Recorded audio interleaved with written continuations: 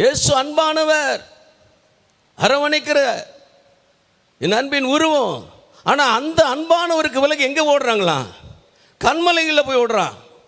எங்கே கண்மலைகள் எங்கே போகும்? நரி போய் உட்காரும், முயல் போய் உட்காரும், மிருகம் போய் ஓனாய் போய் உட்காரும். அந்த இடத்துல மனுஷன் போய் ஒதுங்குகிறான். இது எவ்வளோ பெரிய தீர்க்கதரிசனம் தெரியுமா? எசையா வாழ்ந்த காலம் என்ன? ஆண்டவரை இயேசு வரப்போகிற காலம் என்ன?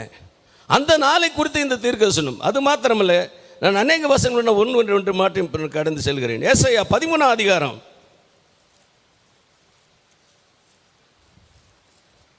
5வது வசனம். கர்த்தர் வருகிறார், அவருடைய கோபத்தின் ஆயுதங்களும் தேசத்தை எல்லாம் அழிக்க வானம் கவிழ்ந்த கடையாந்திர தேசத்திலிருந்து வருகிறது. ஆமென். கர்த்தர் வர்றார். கர்த்தர் வர்றாருன்னா அவர் ஒரு வரிக்கு ஆயத்தப்படுவோன்றதோட நம்ம முடிச்சிடுறோம். ஆனால் வசனம் அப்படி முடிக்கல. கர்த்தருடைய வார்த்தை எது முடிக்கல. வார்த்தை என்ன செய்யறன்னா, கர்த்தர் வருகிறார், அவருடைய கோபத்தின் ஆயுதங்களும் கூட வருகிறது, கோபாக்கினியும் கூட வருகிறது, அழிவும் கூட வருகிறது. 6வது வசனம்.